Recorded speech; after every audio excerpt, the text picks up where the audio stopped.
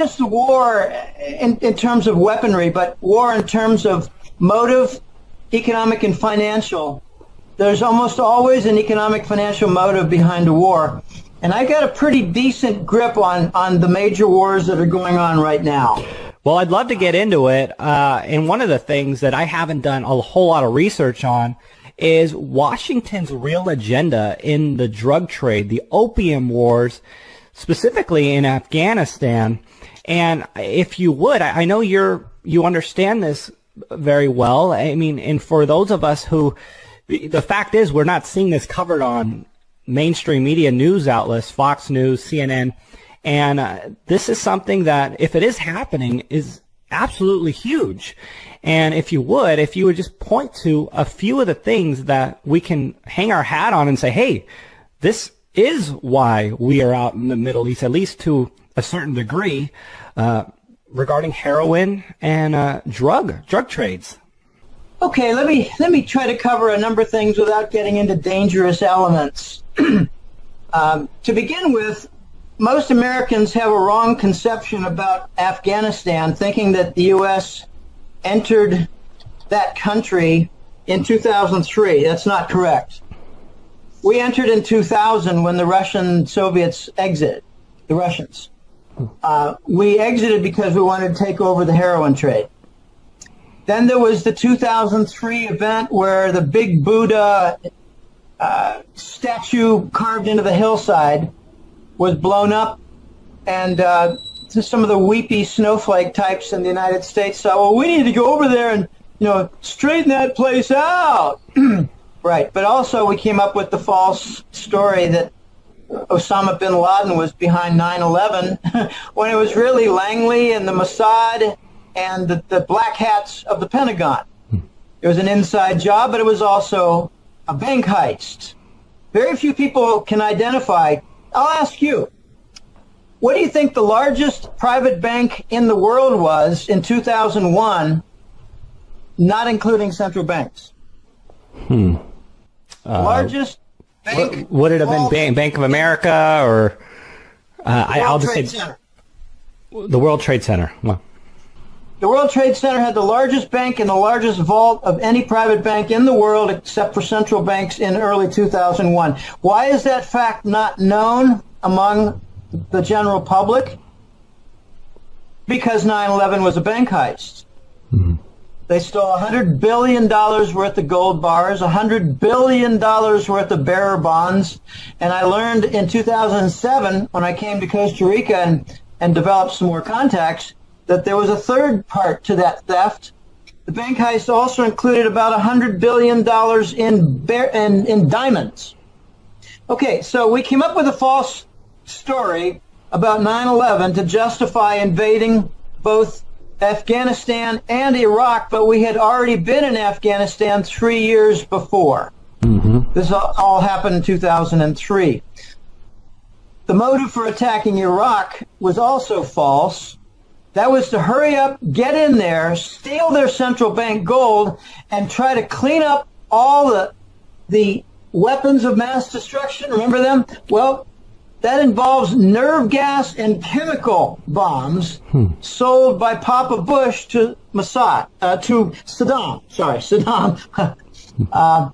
Hussein. Sure. So I actually met in 2008 a fellow named Brian, and here in Costa Rica, and I said, hey, Brian, what have you been doing? I was going to hire him to do a marketing project. I said, Brian, what were you doing the last few years? He said, well, I was working for Halliburton. Actually, I was in Iraq. And I said, you were in Iraq, what, the last few years? He said, yeah, like in 04, 03, 04, 05. I said, what were you doing there? And he said, we were looking for all the chemical weapons that Papa Bush sold to Saddam. I said, what'd you find? And he said, about 10 warehouses full. And then we came up with the story that we didn't find any. So it was a false motive for going in and a false narrative for the story of what we did when we were in there. Most everything about wars in the news is a lie. Wow. Afghanistan produces approximately 85% of global heroin.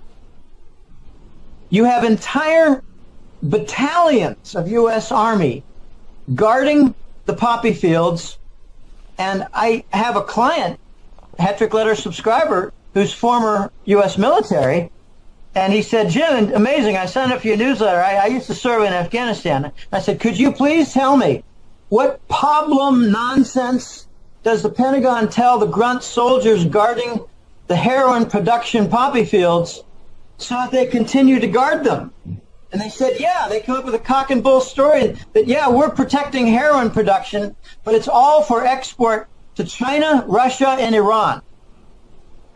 So more lies. So is it the governments that are benefiting from this trade? No, not at all. You think it's going to go into the U.S. Treasury and offset the deficit? Of course not. It goes into Papa Bush's family business. It's actually called the Association for Past Presidents Fund. And that's where the Clinton-Bush crime family operate. Do you want to take a guess how much money they have, their net worth from all the heroin? I mean, I would assume it's in the billions. No. You're off by a factor of 1,000. Trillions? Approximately $7 trillion. Wow. So why isn't Papa Bush mentioned in the Forbes most wealthy list? Well, I would ask you, just to back up a second, I mean, that's a serious claim, and I've heard that before, the Bush-Clinton crime syndicate, crime foundation. I mean, what evidence is there to show that they are involved with drugs and this trade? Well, photographs of Bush smoking cigars with certain generals and warehouses with pallets chest high full of heroin. Stuff like that. I once bumped into a fellow, I won't say where and I won't say the circumstances, but I bumped into him and we hit it off real well. And he had some pretty sordid experiences and some very unfortunate personal experiences. And I said, how'd you avoid getting killed? And he said, well, I had some photographs of Papa Bush smoking cigars with generals in warehouses in the Arab world, loaded with pallets chest high of heroin packs. And I sent those photographs to 3 attorneys. So if they killed one, there'd still be 2 more. And that's how I got out of my jam. Wow. Essentially blackmailing Papa Bush. So they might have beaten the hell out of me, but they didn't kill me. And here's some figures. It's between 1,300 and 1,500 tons of heroin a year coming out of Afghanistan. It goes through a certain Air Force base, and then it goes straight to Turkish NATO Air Base in Incirlik and the German NATO Air Force Base at Ramstein, to points all across Europe and eventually to the United States. The U.S. also gets its heroin and cocaine from the Colombian districts that are all owned by Papa Bush. He owns their entire banking system. The value of this heroin coming out of Afghanistan is somewhere between $800 billion and $1.2 trillion per year. The costs are largely covered by you, the taxpayer, with the military defense budget, the Army grunts guarding the fields, and they're using CIA transport. So again, black bag ops, black bag budgets to move the heroin. One of the stickiest points regarding the failed coup attempt in Turkey several months ago was what's going to happen with all the heroin shipments coming from Afghanistan to points in Europe. So the biggest heroin merchants are Bush and the Langley Black Hats. And to give you an idea of the depth of the problem at the U.S. street level, in the year 2000, approximately 7% of heroin in the U.S. streets came from Afghanistan. It has gone from 7% to 70%, while the price has been cut by a factor of 3. And I personally have a young niece who had a heroin overdose a few months ago, and she's not dead. She made it through. And do you think Papa Bush gives a rat's ass or flying backwards shit? No. And do we honor Papa Bush at the beginning of the Super Bowl in Houston, Texas? We sure did. That's how backwards, gullible, dumb, ill-informed, and stupid the American public is. The man is worth in the trillions for heroin, and he was in charge of the project to assassinate Kennedy. And we honor him at the introduction to the Super Bowl. So, Jim, when it comes to what we're seeing now, Bush, this man is, in a hospital bed nowadays. What does his involvement look like now with the current administration and the involvement with what we're dealing with right now in the Middle East? Well, it's not his involvement. It's his crime family. It's an organization with several hundred people. I actually know someone who occasionally talks to their fund managers, and we have interesting talks. I say, well, whose country's banking system are they buying this month? And it sounds like a bad joke, but the answer came back a while ago, Ecuador.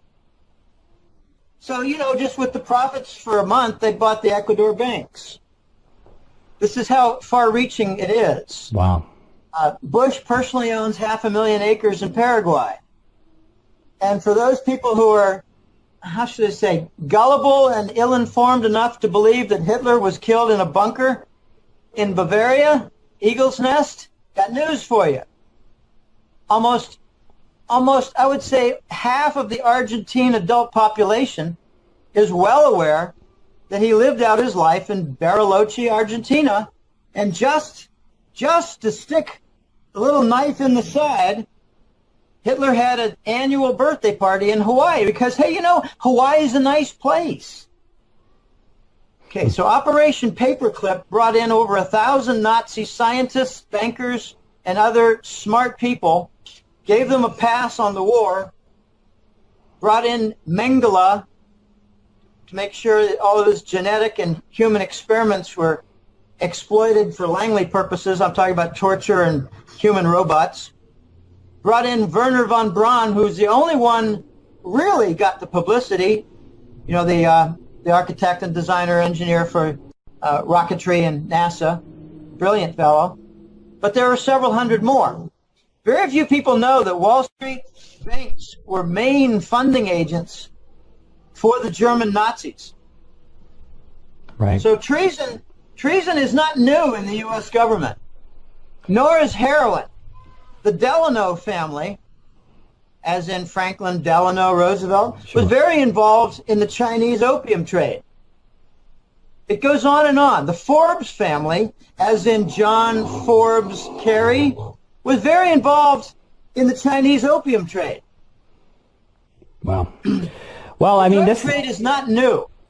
These are serious allegations, and I assume you've followed these things and you've been able to really back it up. And I'd love to get into this. I'm going to go back and do a lot of the research and really try to be in the know on a lot of these things, because this is, oh my gosh, information that would be completely shocking to the average person if they really understood what was going on. And it's not being understood. Doesn't know much of anything that's going on, Ken. My joke about the average person is they don't know what fascism is. They don't know what money is. They don't know what the dollar is. They don't know what capital is.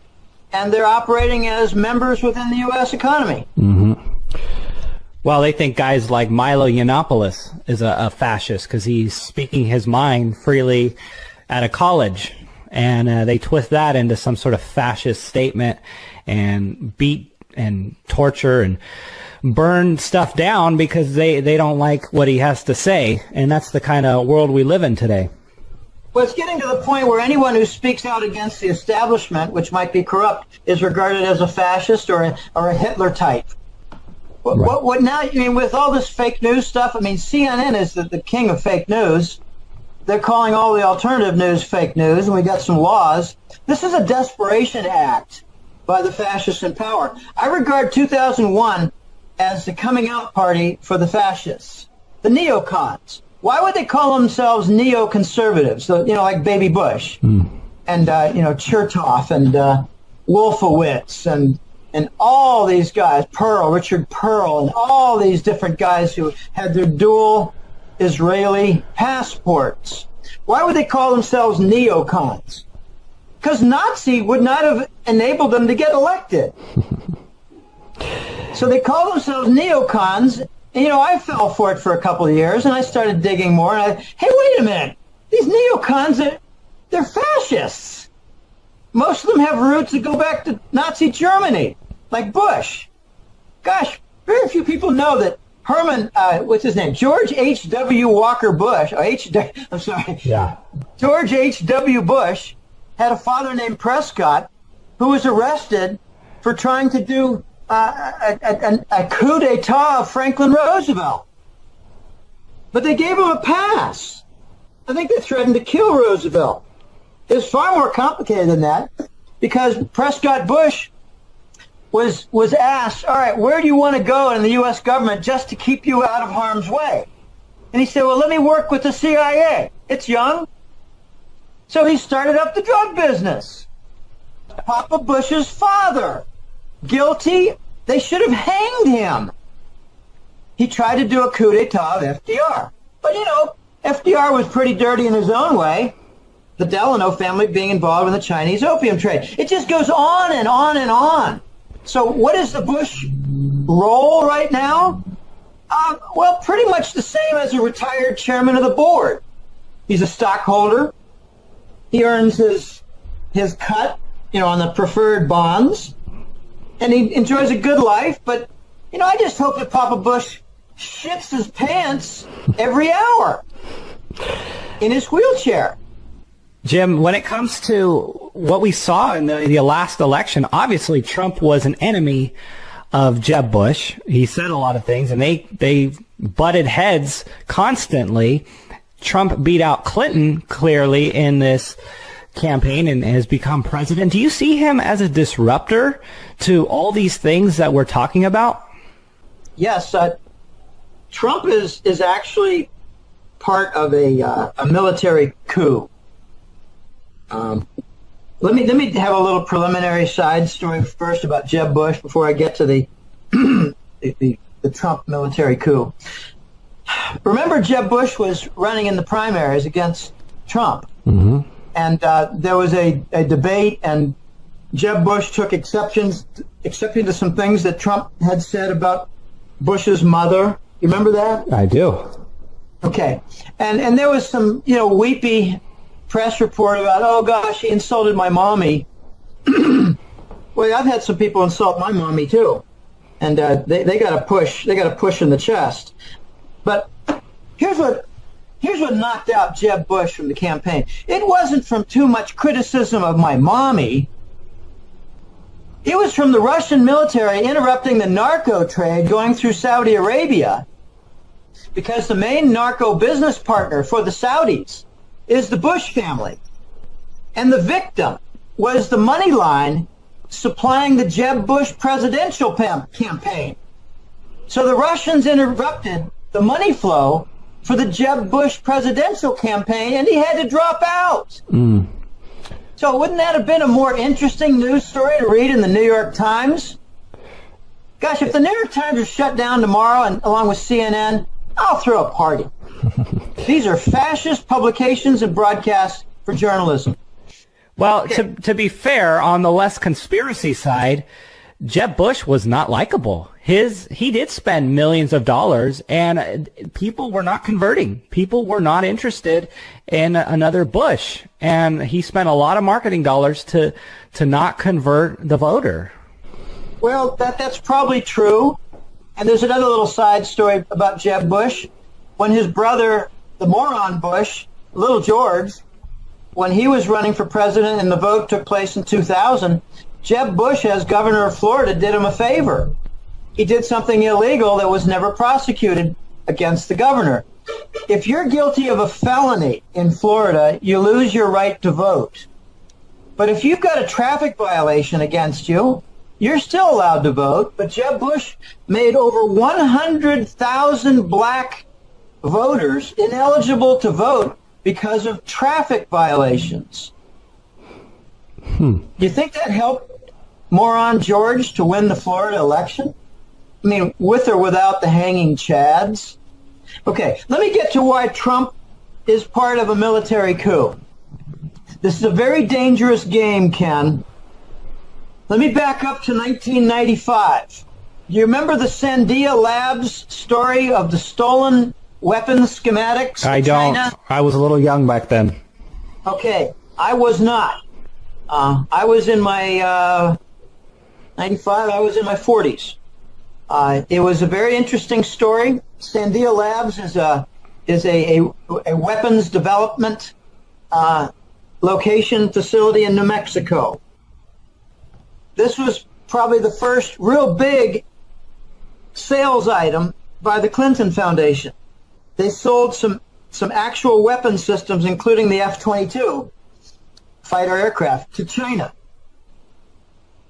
for donations to the Clinton Foundation. And when the Pentagon, when I refer to white hats, I mean the good guys. When the Pentagon white hats, the generals, found out about this, they began an impeachment process where the charge was not going to be, breaking in the Watergate to steal some papers.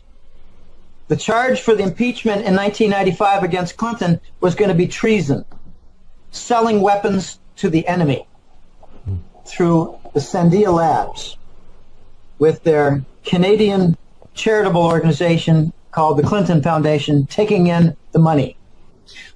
Papa Bush was given charge of killing the 7 generals who were involved with that movement toward impeachment on treason against Clinton, and he put a bomb on a plane that killed all 7 in Alabama.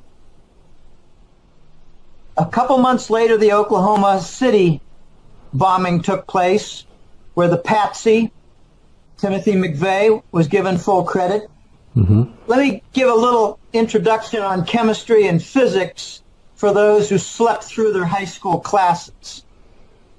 If you put a truckload of fertilizer in front of the Murrah building in Oklahoma City on a nice summer day in 1995, you're going to ruin the paint job of the building, and you might break a bunch of their windows. But what you saw from that event and that bombing was 1/3 of the face of that entire building blown off with 100 pounds of C-Max, blamed on a dumbass little story of a truckload of fertilizer for the moron.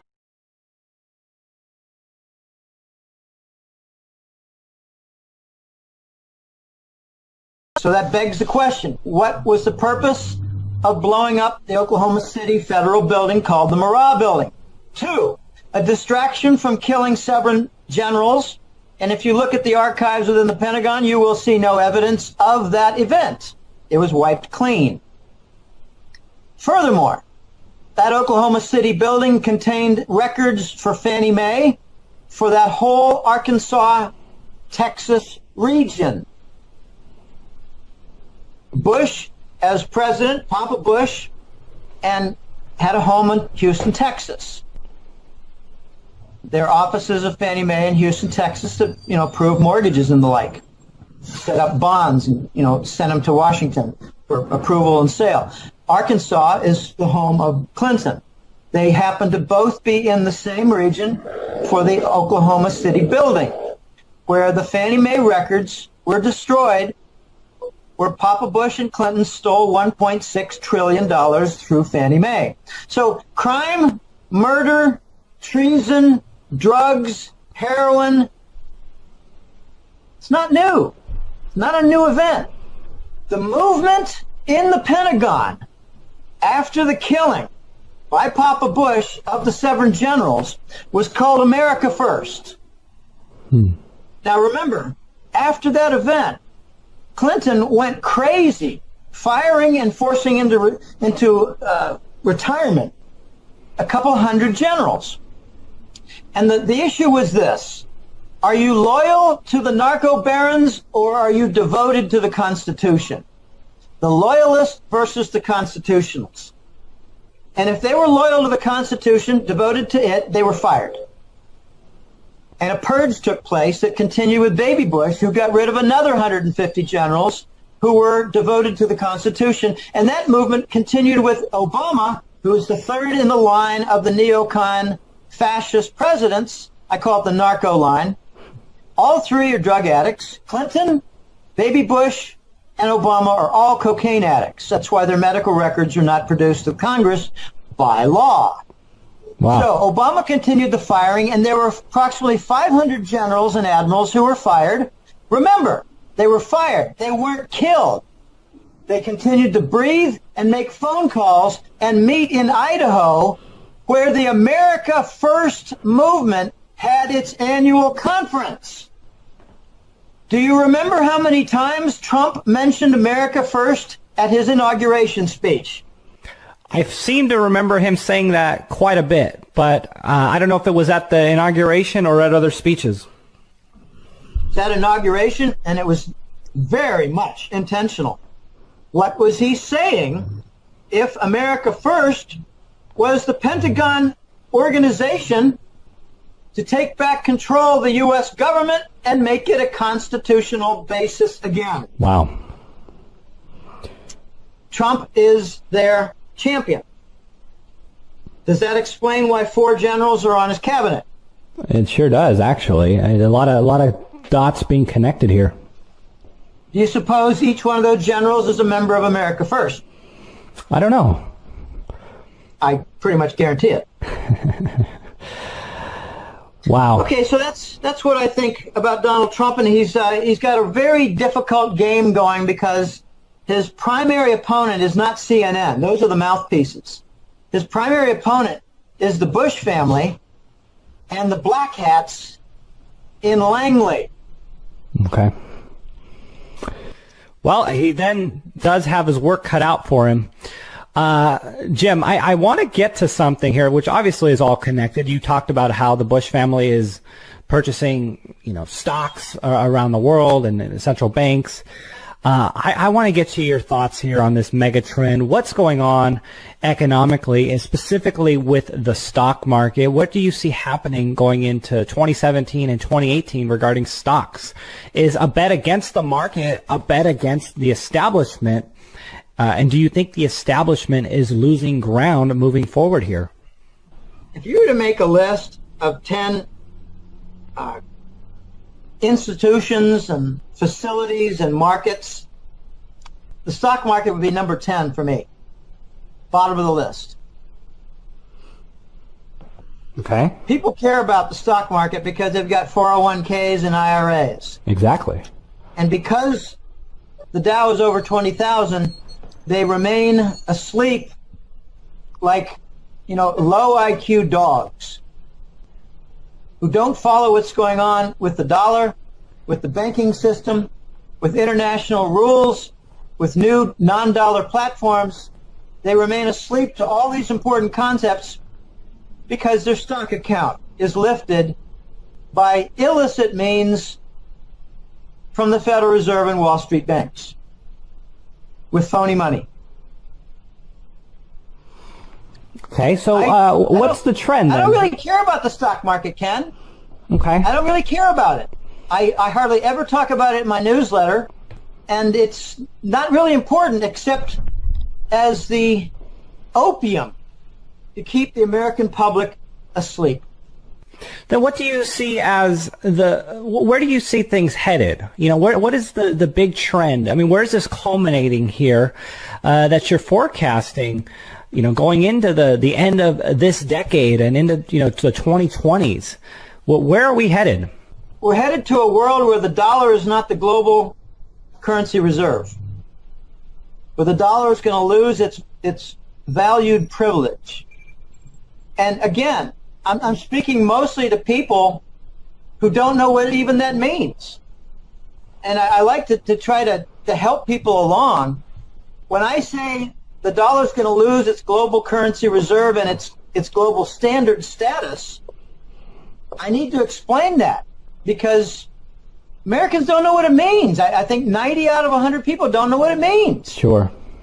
The first thing it means is a country like, say, South Korea, they might have a couple of $100 billion worth of treasury bonds from all their export trade. They never converted the dollars into local currency. They kept it all in terms of treasury bonds in dollar form, and it's used now as the basis and asset foundation for their banking system. It is their global currency reserve serving as the foundation and core for their banking system. That's one side of what the global currency reserve means. The other side is, well, if a country like, say, Saudi Arabia sells a few tankers worth of oil, they're paid in treasury bills. They're paid in dollars. And those treasury bills, until about 2 years ago, the Saudis never converted. They just kept them in treasuries and didn't convert them out of the dollar because the dollar was the global currency reserve. That was part of the petro surplus recycle, which is heart and soul of the petrodollar de facto standard. Okay, so for banking purposes and trade payment purposes, the dollar is the global currency reserve and standard. That is going away. And I don't know when. It is inevitable. The steps are already moving in that direction. The platforms for the alternative are already being created, some done. The movement is there. The Russians and Chinese are trading in oil and not using the dollar. China is dumping treasuries. There have been a total of, in the last 12 months, a total of $410 billion worth of treasury bonds dumped on the market. But you should know that there are a good $7 or $8 trillion out there of treasury bonds in foreign hands. So it's not causing a panic yet, but it is causing a great deal of strain with the derivatives and the machinery run by the U.S. government Department of Treasury to maintain the treasury bond market, to maintain the dollar, and just as a little sideshow, they maintain the U.S. stock market to keep the American people asleep. The only time my sister has ever called me asking me for advice on what is coming, what to do, what should I be looking for regarding her $1 million IRA, or I guess 401k, part of a company, the only time was post-Lehman in the first couple months of 2009. Sure. When there was a problem. The problem only because her stock account went down 30%. But now she doesn't care about anything regarding the dollar, bonds, war, heroin, politics, anything except her job and her cats. Right. Because his stock account is doing well. And she actually calls me stupid for being preoccupied with gold and the dollar when things are really doing well in the stock market. So again, if there are 10 concepts that are of importance, the stock market is last on my list. Well, Jim, if you can give somebody, some closing words of advice who has listened to this interview and is concerned about the stock market, is concerned about the dollar, what would your advice be? And, definitely let people know what they will find if they visit you at your website. Well, there was an old saying that once made a lot of sense, but has been forgotten for a long, long time. Sell high and buy low. It's now, in the last several years, it's whatever's high and rising, buy. Whatever's low, even if it has great intrinsic value, sell it, get rid of it, it's trash. There was once a show done in on a side street near the Los Angeles beaches, probably near Venice. The fellow offered a coupon to go into a pawn shop to buy stuff or a 10-ounce bar of silver. And no one took the 10-ounce bar of silver. Americans don't know what money is. I've said they don't know what money is, don't know what inflation is, don't know what fascism is, doesn't know what capital is. They don't even know what freedom is. Freedom is the right to take orders and to follow political correctness and to salute the transgender ex-wife of Barack Obama, born Michael LaVaughn Robinson, a.k.a. Michelle. Hey, Michelle, you got a penis. Okay, the advice I give people, sell high, buy low. What's artificially high right now? The entire stock market, at least, mid caps and large caps. What's propping it up? Well, the Fed with artificial money. They're not just buying government bonds. They're propping up stocks so the Americans remain asleep like low IQ dogs. Right. Why are people continuing to be fascinated with Facebook stock and Apple stock and Google stock? These are the stocks that are going to falter. I mean, Facebook is nothing but a very, very high-priced rack of disk drives. And it did not meet the qualifications for entering the S&P. I was shocked when Facebook entered the S&P because they did not have a tangible product, which is a prime requirement to enter the S&P. And then I found out why. Well, he's a grandson of a Rockefeller. Mark Zuckerberg is a Rockefeller. Wake up, I didn't know that. Okay, so sell high. Sell your stocks that are kept artificially high during the most fierce, vicious, and raging economic recession since 1930. I believe what we're seeing now is about equal with the Great Depression. If you look at real statistics. I don't look at the fascist statistics. Of course.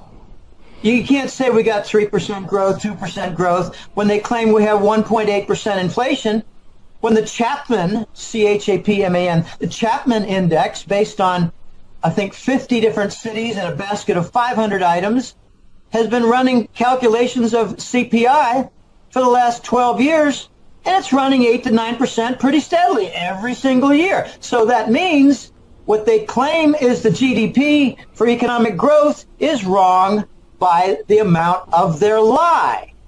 They say inflation is 1.5 and it's really 8, say, conservatively. Well, they're wrong by 7%. So when they say the economy is growing by 2%, it's really growing by -5. We've been stuck in a recession since Lehman Brothers of between -4 and -6% every single year. Okay, sell your stocks because they're probably 70% overpriced, overvalued. Sell them. Buy low. What's kept low? Gold, silver.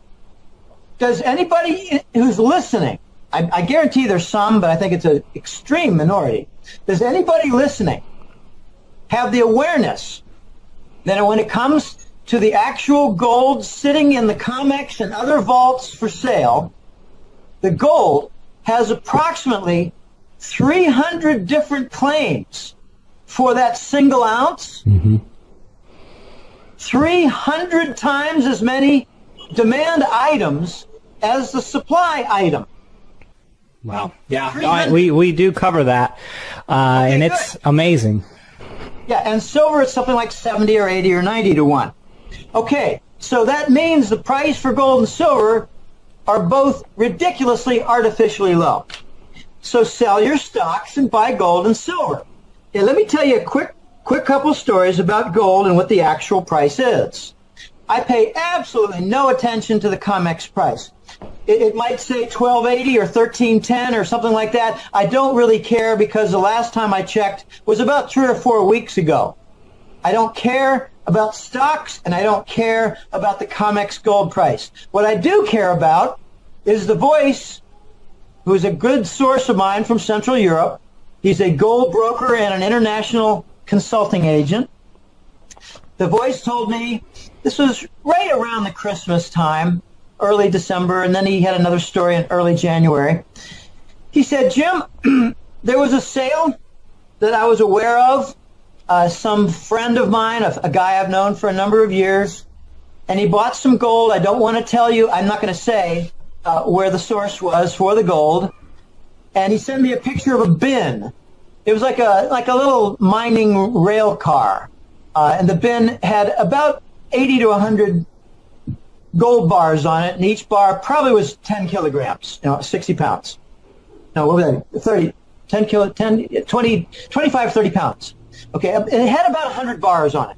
Okay, the bin. And he said that entire bin was sold recently, and the price per ounce of gold was $2,100. Wow. Now, And I said, sounds like it was a sale for around $100 million. And he said, yeah, give or take, $100 million. So he said, Jim, the price of gold is not $1,300. It's $800 more. So we're talking about something like 60% price premium on the official gold price to buy a large lot of gold. Then he said, if you want to buy a lot of gold, a huge truckload of gold, you need to pay more. And he said, I've got some clients in Hong Kong, and they want to buy $500 million worth in a couple months period. And I tell them, no, you got to space that out over a year. Because to buy $500 million worth, you need to pay $3,000 per ounce of gold. So I asked you, Ken, what's the price of gold? Well, the paper price, is a little over $1,200. No, I didn't ask you the paper price. I said, what's the price of gold? Well, you said $3,000. I assume you understand gold as a metal? I do understand that. Yeah, and you said $3,000. What's the price of gold after the stories that I just told? $3,000 an ounce. Between $2,100 and $3,000 per ounce. What's the artificial, concocted, fraudulent paper contract based on suppressed futures contracts? 50 to 75% lower. Can you buy metal gold with the futures contract? No. You can try to get the delivery. Cannot. You cannot. For the last 3 years, there have been no delivery. You have to convert it to the dollar amount and roll it over. In other words, it's a constantly rolled over fraudulent instrument. Right. The silver price has similar premiums of 100%. So what I'm saying is the silver price is between $30 and $35 an ounce. Okay, here's where it gets a little humorous, but real world. If you go to a dealer, just find the biggest dealer you can find in say, St. Louis or Dallas. You walk in and you say, hey, I want to buy some gold coins. What's your price? He'll say, well, it's $1,300 plus a little premium, tacked onto the official COMEX price. Then you say to him, oh, I'm sorry, I forgot to tell you. I've got a guy out back. He's got $20 million in cash in a few different suitcases. I want to buy a lot of gold coins. I didn't just mean one or two. Then the dealer will say, well, we've got 7. And you say to the dealer, oh, I'm sorry, this is just not going to work. I need to buy a few thousand. Oh, yeah, but we have 7 at this price. So I ask you, what's the gold price? $3,000, $2,100 to $3,000. Exactly. And when you can buy a few, like say 3 coins for $1,300 plus a premium for the dealer, what are you buying? They're real, but what are you buying? Well, you're purchasing at a massive discount. You're buying at a massive discount, but you're buying floor scraps that the elite are tossing toward the low IQ dogs in the crowd who are lapping them up and believe that's the gold price. Whereas the smart ones are taking millions of dollars and buying gold in bar form for over $2,000 an ounce. Okay, the hat-trick letter is designed for people who are not low IQ sheep and dogs. It's for that 10% of the population who are enlightened, probably a good slice of your listening audience. This is what the hat-trick letter is all about. We don't look to see what's the fast-moving stock this month. We look to see what new non-dollar platform is coming into view that's going to knock flat the petrodollar and to serve as the new standard for buying, say, oil and then buying container vessels worth of cargo and paying with gold trade notes. That's what's coming into view. And it's a slow process, to be sure. But I look at monetary policy. Some of the correct forecasts in the last few years have been, say, expecting that we would go down to 0% after Lehman. Remember, they denied that, and then they did it. Yeah, it happened. And when they did it, and then when they did it, Ken, they said it would only be for a couple months or a few months. Remember that? Mm-hmm, mm-hmm. I said it'd be forever. And here we are, 8 years later. Then I forecasted following that we would go toward QE to monetize the federal debt and the government bonds because no buyers would be out there. And if you look at the Treasury bonds, you'll see that the main buyers are captive audiences like Japan, the Central Bank of Japan, Bank of Japan. So remember when they came out with QE, the bond monetization program, bond purchase program, they said that it would not include stocks and it would only be temporary. I said that it would be forever, and I really didn't delve into whether it would cover stocks, but later I said, well, obviously I would because that's what's pumping up the stock market. It was an after-the-fact observation rather than a forecast. I made other calls, like here's an interesting one. In December of 15, the Fed claimed that they had a 0.25% interest rate hike. They did not. Look at the effective Fed funds contract, and it showed like 7 basis points, not 25. And it's still not showing the 25. What they did was they increased the rate on a reverse repo, which is an exotic sort of thing. But what it does effectively is it takes cash from the big Wall Street banks and it replaces that cash with Treasury bonds, which the Fed gives permission to the banks to leverage in ways that they've never done before so that they can continue to buy some more Treasury bonds and leverage up like the Fed is leveraged up. The leverage at the Fed is massive. It's like 50 to 1, 60 to 1 or more for their actual assets versus their Treasury bond ownership. In other words, they're using a lot of fake money to leverage up the bond market. So sell your bonds. They're using fake money to prop up the bonds and fake money to prop up stocks. Sell both and buy coins and bars for gold and silver, because when the dollar loses its global currency reserve status, gold and silver may be among the very few asset classes that do well and survive. Wow. Here's my most intriguing, weird forecast, Ken. I love telling this story. I hope we're not going extra long here. Probably a little bit. No worries. We got a couple more minutes.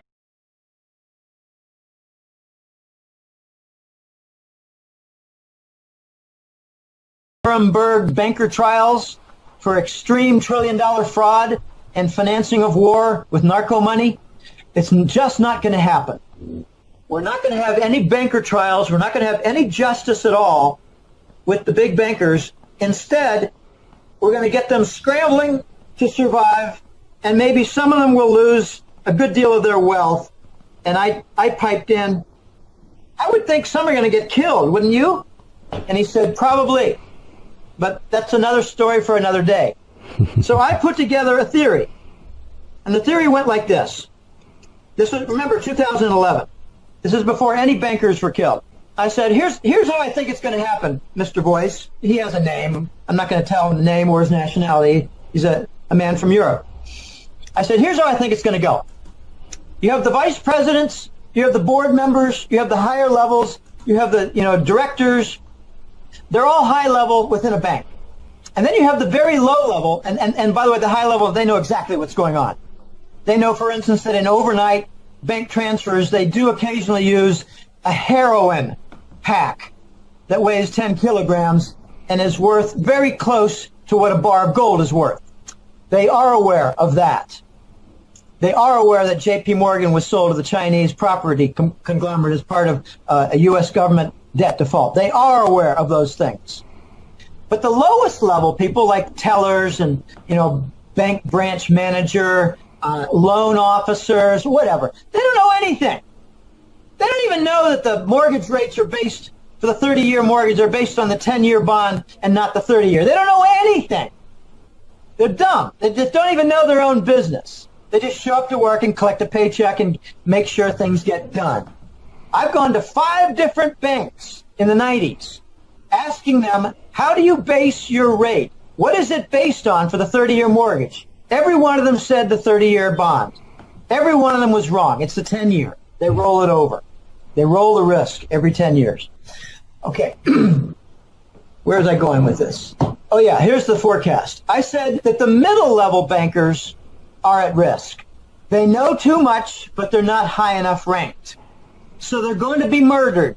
I said this in 2011. I said in the next few years, look for a rash of murders of mid-level bankers who were involved in setting up the offshore companies, who were involved in muling the bearer bonds, carrying them, who were involved in meeting very, very scummy people like Vatican figures or Russian mob for investments. And these people know too much, but they're not going to be protected. Not only were they murdered, Ken, but the banks set up insurance contracts on their lives and profited from their murders. Wow. These were not standard life insurance policies. They were like market instruments with a backing of a life insurance policy.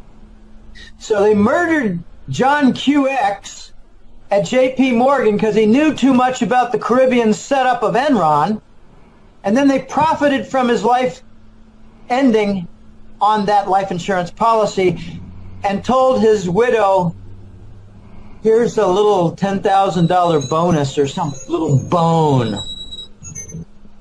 The banker murders were part of my forecasts. Okay, I don't specialize in the avant-garde weirdo type forecasts.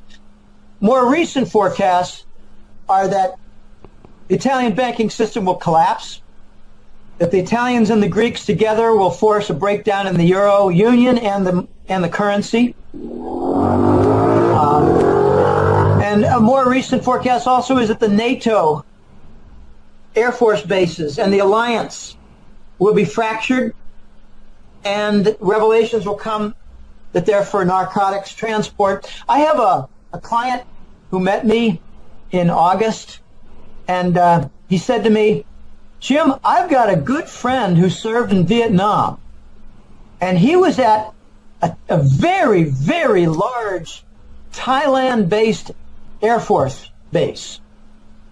Okay, so it was close to Vietnam, Laos, Cambodia. It's where they moved all the dead bodies. And remember back then it was 200, 300 a week. Mm-hmm. And he said, this friend of mine wandered one day. You know, they have time off. They have their recreation time. They have the off duty. He said he wandered into a restricted zone. And he was met by a major, not a private MP. He was met by a major who said, hey, cadet, or hey, sergeant, or grunt, or whatever you are. Hey, grunt, turn around, get out of here. This is a restricted zone. And the guy said, restricted for what?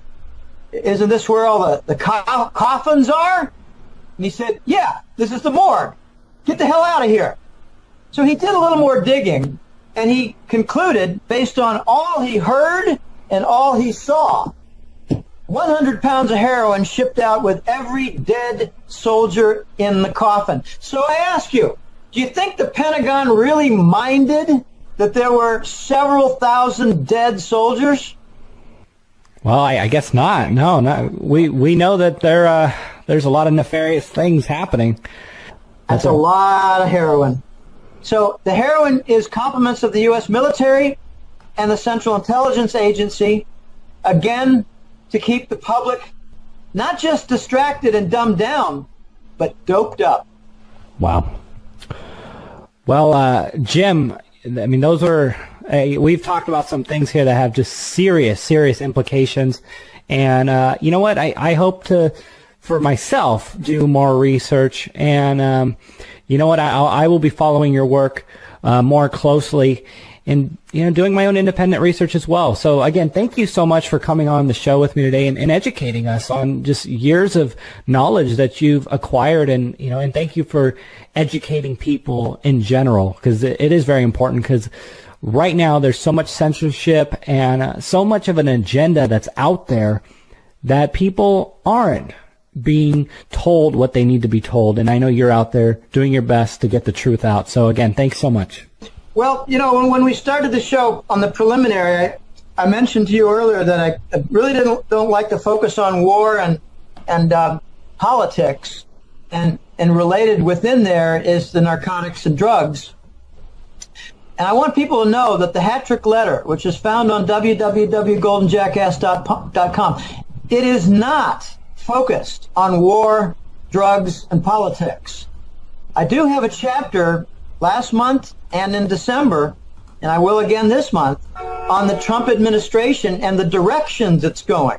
It's not the political angles. It's the economic and financial directions that it's going in. The one report is called the Global Money War Report, and that's about defense of the dollar, continuation of the dollar, demise of the petrodollar, the rise of, say, the petro RMB Chinese contract, Chinese currency. I do focus on, I did a couple of years ago on the Ukraine war and what the real motives were. They're largely economic. It was to cut off the Russian Gazprom natural gas supply to Western Europe. The United States wanted to use fracked gas supply from North America and replace the Russians. How stupid is that? I mean, is that wrong by a factor of 10 or is it 20?